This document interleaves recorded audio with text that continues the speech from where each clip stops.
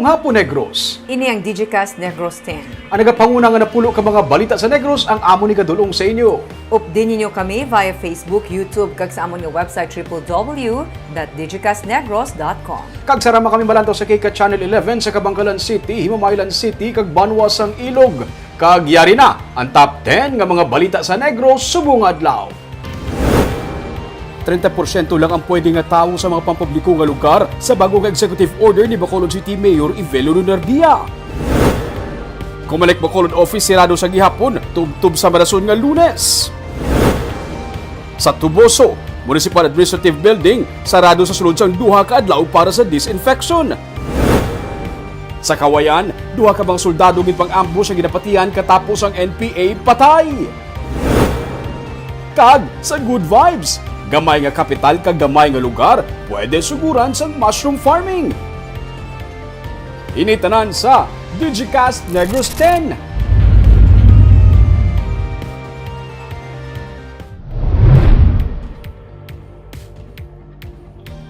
Sa number 10, duha ka mga pulis ng Negros Occidental Police Provincial Office ang nagpositibo sa drug test. Ginkumpirma ni Police Lieutenant Abigail Donasco nga duha naman ka pulis personnel sa Nokpo ang nagpositibo sa pag-usar sang illegal nga droga. Ang isa ang police staff sergeant sa Escalante Police Station kag ang isa naman ang patrolman sa Binalbagan Police Station. Sila amo lang ang nagpositibo sa 54 ka personnel sang Nokpo nga ginpaidalom sa random drug testing sa nagligad nga bulan. Suno kay Donasco, ila gintagaan sang 15 dias ang duha ka pulis para sabton kag i-challenge ang pagpositibo sa drug test. Sila ang gin-relieve naman sa ilatag sa ka-police station kag karon gin-reassign sa Provincial Personnel Holding and Accounting Unit.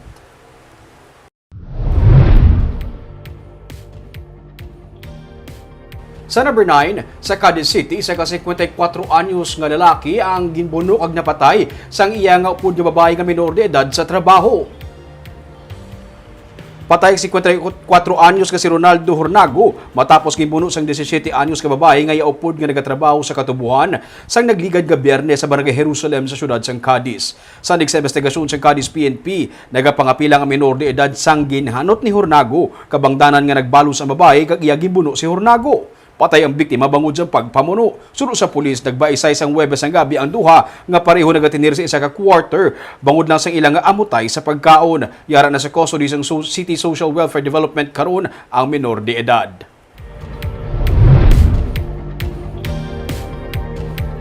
Sa number 8, duha ka soldado ang patay matapos gin-ambush sang ginapatihan katapos ang New People's Army sa Banwas ng Kawayan sa Negros Occidental. Samtang isa naman kay NPA member ang pilason sa engkwentro nga nagluntad sa Santa Catalina, Negros Oriental. Pilason ng isa ka lalaki nga ginapatihan miyembro sang New People's Army sa nagluntad nga engkwentro sa tungas ng Special Action Battalion upod sang Regional Mobile Force Battalion batok sa mga rebeldeng NPA sa Santa Catalina sa Negros Oriental sang Biyernes Santo. Suno sa PNP, nagapatigayon sang counter-insurgency operations ang mga pulis sang ila makaengkwentro ang mga rebelde. Naabtan na lang sang kapulisan ang pilason nga NPA member sa ila pursuit operation kag ila man ini gilayon nga ginbulong. May mga armas, bala kag granada nga na-recover ang kapulisan sa among nga persona. Samtang patay naman ang duha ka mga soldado nga katapos ang 15th Infantry Battalion matapos sila gin-ambush sa ginapatihan NPA sang Sabado sa sitio Cambaga, Barangay Yaw-Yaw sa Banwas sang Kawayan. Ang napatay ang Musanay Sergeant Joem Megilio nga taga North Cotabato kag Corporal Alistair Balboa nga taga Zamboanga City. Suno kay Major Senon Pansito, ang spokesperson sa 3rd Infantry Division, ang duha ka mga soldado ang wala naka-uniforme kag nagpadulong lang sa lugar sakay sa motorsiklo para kuntani sa community support program sang sila ang gin-ambush sa mga rebelde. Ginakondenar sang Army ang pagpatay sa mga rebelde sa duha ka mga soldado. Ilaman ginasiguro nga mahatagan sang hustisya ang kamatayon sang duha ka soldado. Ilaman ginkilala ang pagkabaganihan kag pagsakripisyo sang duha ka mga napatay na soldado. We vow to bring justice to these terrorists. The ultimate sacrifice paid by our comrades in bringing peace to Negros Island makes our resolve to hunt them down to be louder than ever. They will pay the price.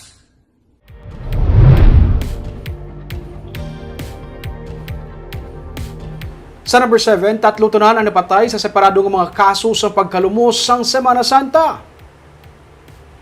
Sa Sabado, patay ang 14 anyos nga si Joe May Hernaez, kaga ang 22 anyos nga si Jose Jerry Pamalauan, nga nobyo sang iya magulang matapos pareho nga malumo sa suba sa Purok Tanag, barangay dam site sa Banwa sa Murcia. Sa investigasyon sa Murcia PNP, samtang nagapaligo, nadanlog sa bato si Hernaez kagindala sang makusog nga daludo sang tubig sa suba. Sa makita ni Pamaluan ang natabo sa utod sang iyang nobya, ginbuliga niya ini kuntani ugaling pati siya ang gindalaman sa makusog nga daludo sang tubig. Yara na sa punta sang tunnel sang Nea Dam, nasapuan ang duha kag dead on arrival na sila pareho sa mag-abot sa ospital. Samtang Huwebes naman, napatay naman sang malumo sa baybay sa bahin sa barangay Kanturay sa Sipalay City ang 37 anyos nga si Fidelito Ayensya. Sunod sa Sipalay PNP, na leg cramps si Ayensya, samtang nagalangoy kabangdanan nga nabudlayan ini sa paglangoy kag siya ang nalumos na lamang sa tunga sang dagat.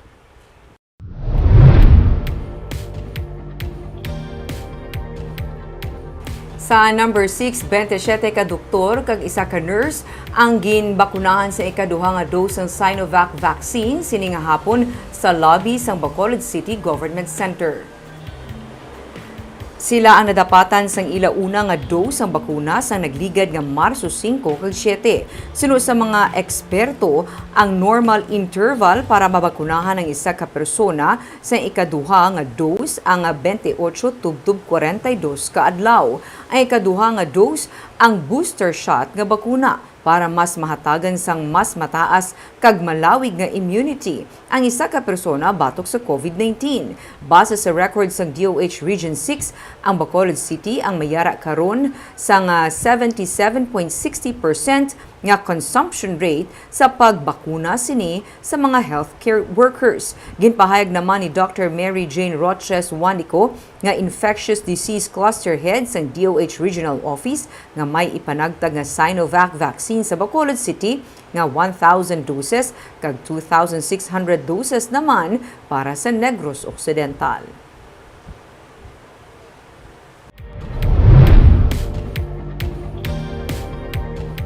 Sa number 5, ginahaylo sa Carorio Negros Occidental Governor Eugenio Jose Lacson ang publiko nga magdoble sa paghalong kag magpatuman sa proteksyon kontra COVID-19 karon nga nagsaka na namaliwat ang kaso sa COVID-19. Kung mahimo sulod sa gobernador ang mga nagagwa mag-double mask, bisan pagani nga yara sa balay kung mahimo magamit sa gihapon sang mask, likawan ang dalag ko nga pagdililipon kag mga selebrasyon. Kung mahimo, magtinir na lang sa kaugalingon nga banwa o kun syudad. As of April 4, 474 ang active cases sa Negros Occidental. Kalabanan diri mga local transmission, may pinakamataas nga na-record nga kaso ang San Carlos City, 119. Sunod sa gobernador, nalakip na diri ang kaso sa mga katapos ang choir nga nagpadulong sa Manapla para mag-perform. Sunod sa kay Mayor Renato Gustilo, sa 41 ka mga katapos ang among choir, 27 ang nagpositibo sa COVID-19 kag ginahulat pa ang resulta sang iban. Manageable pa ang kadamuon sang kaso sang COVID-19 sa probinsya sunod sa kay Lacson, pero mahimo pa maglawig ang tiyo naman nga magpanubo ini. Nagdangat na kuntani sa 58 ang pinakadutay nga active cases sa Negros Occidental. Right now, it's a really cause of concern, and it is domestic transmission already. So that's we might again experience what we did last year, and so it take time again before we can bring it down. I'm confident naman that the health concerned are doing everything.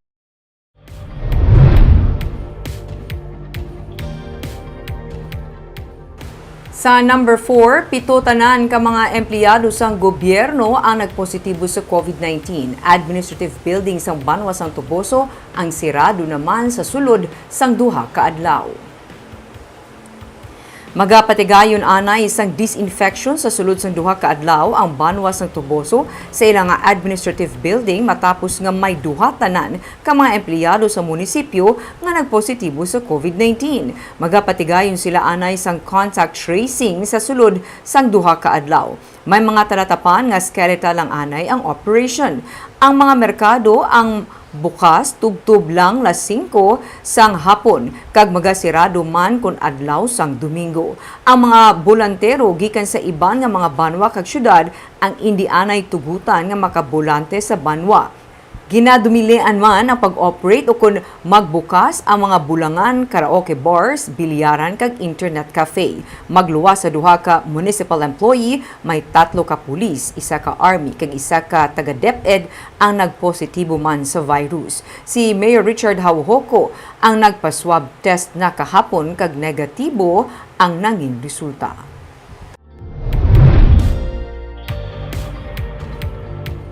Sa number 3, padayon nga sarado ang talatapan sa Commission on Election sa Bacolod tubtub sa Abril 12 sa banason nga semana. Sunod sa kay Attorney Katrina Trinio kanya ang elections officer sa Bacolod, initubtub sa matapos ang quarantine period ng staff sa COMELEC. 7 ang mga empleyado sa COMELEC Bacolod kag 1 ka utility worker nga na-assign sa COMELEC ang nagpositibo sa COVID-19 sa nagligad nga semana. Ang may mga yara sang online appointment humalin Marso 29 tubtub Abril 12 ang iga-accommodate na sa liwat nga pagbukas ang opisina suno sa kay Trinio kanya. Samtang sirado man ang talatapan sa Technical Education and Skills Development Authority Negros Occidental Provincial Office sa Talisay City sumugod subong nga adlaw matapos nga ma-expose ang 1 ka empleyado sa 1 ka COVID positive patient. Magapahibalo naman ang talatapan kung saan uliwat magabukas. Patigayon nun ang disinfection sa among nga talatapan.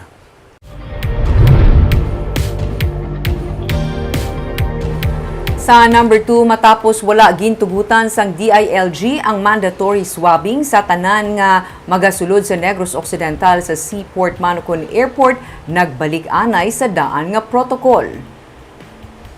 Suno kay Negros Occidental Governor Eugenio Jose Lacson, mangin voluntary anay ang swabbing sa mga mag-aabot samtang wala pa sang sabat ang National Interagency Task Force sa appeal sa probinsya angot sa ginpagwa nga EO nga nagahimo sang swabbing sa mga mag-aabot sa Negros Occidental nga mandatory. Pero sa karon ginaprubahan sang IATF ang moratorium sa biyahe padulong sa Western Visayas gikan sa mga lugar nga sakop sang NCR Plus, Cebu City kag Davao City tubtub Abril 10.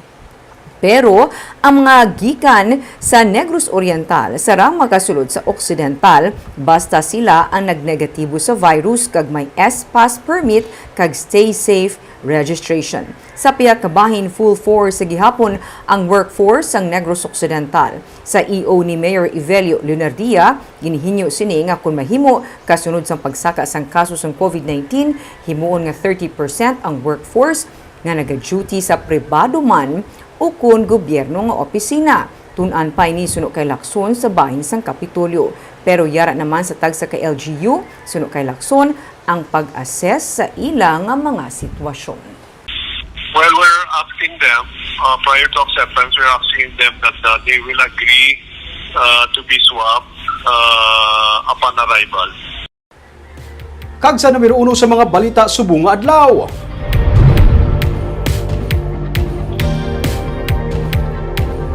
Alkalde sa syudad sa Bacolod, nagapanugyan sa mga establishmento komersyal kalimitahan anay sa 30% ang ilang maximum venue capacity nga magpatuman sa skeletal workforce. Ini matapos nga magsaka na naman ang kaso sa COVID-19 sa syudad sa Bacolod, sumugod sa nagligad nga semana. May report si Marty Go. Mayara karon sang 281 ka active cases ang COVID-19 sa Bacolod City. 13 ang bag-o nga mga kaso kahapon base sa records ng Department of Health. Naglabot naman sa 19 ang mga empleyado sang Bacolod nga nagpositibo sa virus. Gindisinfect na ang Bacolod City Government Center sang nagligad nga semana kag magapatigayon man sini nga semana sang surveillance testing sa mga empleyado sang syudad.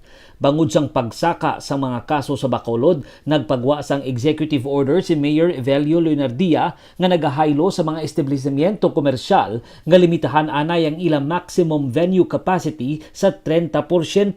Iya man ginapanugyan ang mga pampubliko kag pribado nga opisina nga magpatuman sang skeletal workforce system para mabuhinan ang mga nagareport nila nga empleyado sa ulubrahan. Suno kay Vice Mayor Elcid Familiaran, ginaistoryahan pang iban nga mga pagsulundan nga ipatuman sang syudad sa masunod nga mga inadlaw.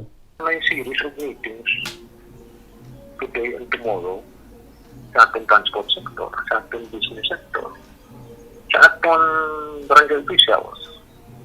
Then I think after that, magwa naman ng DO Mayor. Maybe perhaps may mga additional measures kita na impose.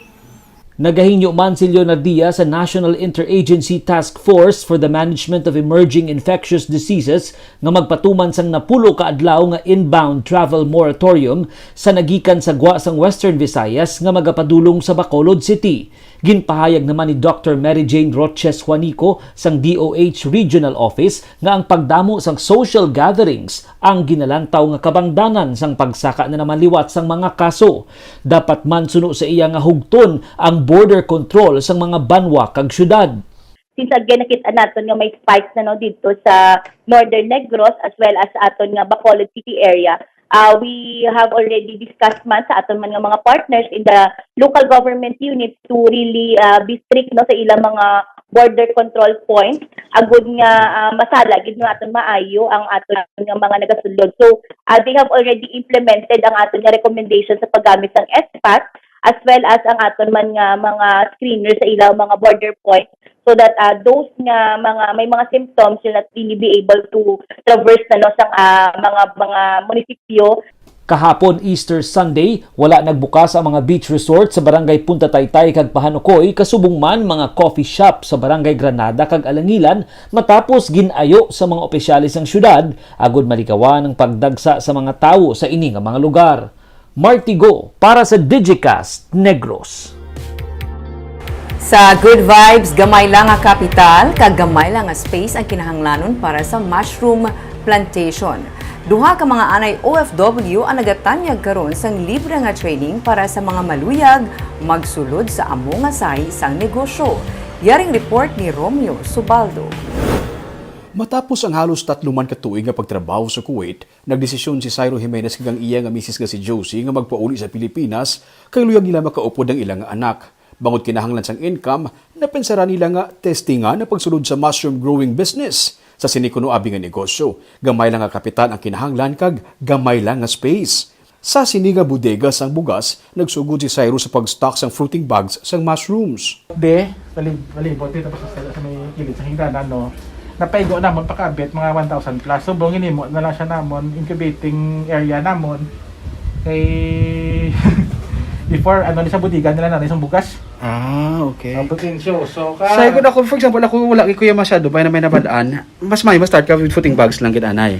lang ang ma-advise ko lang base man sa amon nga ginagyan lang nami gid nga mabakal ka na di footing bags then Tunan mo anay yung proseso. tunan ka do kumbaga do enrollment bala sa ginasulod mo nga Business. business. Sa tuanay, nagsugod na sila sa pag-produce ng fruiting bags para patubuan sang mushrooms pero subong makasarang na sila mag-supply sang fruiting bags kag pagpatubuan sang mushrooms sa mga luyag magsugod sang sininga negosyo. Ang kada fruiting bag nagabili sang 30 pesos. Ibutang mo lang sa handong nga lugar kag bunyagan sa 2-3 ka bulan makasugod ka na sa pag-harvest sang mushrooms. Sa 2 ka bulan ang ila kapital sa 1,000 ka mga bags nabawi na nila. Ang isa ka footing bag kung bakal mo lang isa sa ikaduha mong harvest bawi ka na sa kapital mo. Di sa lifespan niya nga 3 to 6 months maka-harvest ka na 6 to 10 times. Okay. So the rest na iya imo na sa kung sa negosyo nga side profit mo na. Dugang pa niya, nagsugod lang sila sa pag-produce ng fresh mushrooms pero subong may mga ginahimo na sila nga mga produkto nga himo man sa mushrooms. Halin sa popular nga mushroom chicharon, chili garlic bagoong style mushrooms, tocino, longganisa kag iban pa. Bisa nagaproduce mismo sa iya kaugalingon nga mushrooms, nagakuha pa gid siya sa iban nga mga producers kay kulang sa gihapon ang supply. Ang wala labot kami harvest kami nga amon nga jutay, kami gamay kami nga ginaset up mag growing house sa likod. Galing kay ang kalaanan ng mga bags namon, ang inog silo na sa namon dito pakabit. lang kulang gid nga mo mismo nga harvest lang sa kinahanglan namon sa processing. So kapamakal kami sa iban man namon nga upod nga grower. Para mas mapadasig ang mapahapos ang proseso, naghimo sila sa mga mechanical devices para sa pagpreparar sa fruiting bags. Mismo si Cyro ang nagpaminsar sang ideya kung ano nga device ang himuon sa kada proseso. Iya inigin pa-fabricate, kag karon ginabaligyan niya man sa mga luyag mag-mass produce. Dako ang market para sa mushrooms, ilabi na para sa mga restaurants gani agresibo sila nga nagatanyag sang free nga mga seminar sa mga luyag magsulod sa sini nga negosyo kag nagapartner man sila sa Department of Agriculture. Sa balay lang anay sang iya nga iloy sa Cyro nagabutang sang ilang nga mga mushrooms pero may ginapahimo na sila nga balay plus bodega nga sa ilayluhan para mas manginligo ang ilang nga pagsinalayo. Para sa iya, kung may portahan man sadto nga nagsira sa ila, subong, mas madamo nga portahan kag oportunidad ang nagbukas. Updan niya lang sang kapisan, dedikasyon, layo gid ang pwede nila madangatan. Barb, very promising ni siya kung subong ang mushroom industry like diri sa aton. For example, sa ilang nga case amo na nakadamo sa ilang nga mga mushrooms, ginakulang sila sa gyapon sa supply. Mga restaurant kisa nagaayo pa sa ilang nga please, pwede kayo padalan 2 kilos lang, 3 kilos, kaya wala sila kuluwaan diri. Chuta pa siguro may ang nag-engage sa amo nga klase sang Trabahoso kung wag kag mauti, but galing kadasig mo mabawi ang kapital. Basta magsugod na kuno tubo, ga pamulak nimo mushroom, hapos na siya magbawi, magsulod sa imong income. Basically, may ang mushroom ginagamit siya sa mga panakot man ang Panakot, subong may ara na galing kuno tang amo tong ilang nga na-discover, pwede siya nimo replacement sa meat bala. For example, sa mga healthy, sa healthy living, mga mas may mga diabetic, ang mga katikulangan, ta pwede ka meron sila tusino nga mushroom, longganisa nga mushroom chips. Ay, okay. Tadamo. Tofu, gali, no? Pwede, oo. Kag sing mushroom, gasig siya mag-absorb sa flavor nga ginakuan mo sa iya. Kung nutuon mo siya, ma-absorb yung flavor. So kung gusto mo adobo, do adobo gud sa iya nga karne. Taking that from a manugluto like you. Oh well, mate. Kagapo ito mga balita sa Negros, subong adlaw. Kay man sa panahon karon importante nga maihibalo ka sa nagakatabo sa imo nga palibot. Pero dapat balanse kag eksakto ang mga impormasyon. Padayon kami nga magapangalagad sa Negrosanon. Ako si Barbara Mijares. Tubtub sa buwas ako naman si Romeo Subaldo, mayong hapon.